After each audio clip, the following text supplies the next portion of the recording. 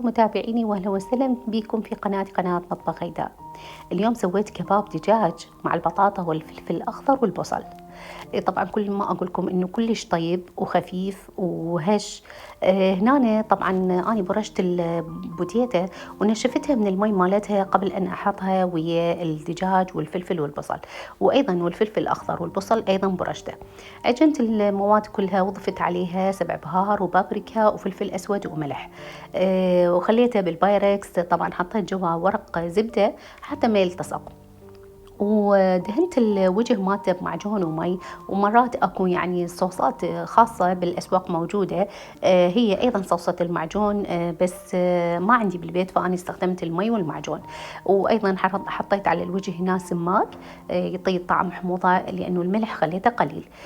قبل ما ادخله للفرن قطعته هيك مثل الكباب حتى يكون شكله، وبعدين دخلته للفرن على درجة عالية عادي يعني، بس الفوق شوية نصيته حتى ما يحترق. أتمنى تجربون هذا الكباب وينال إعجابكم إن شاء الله.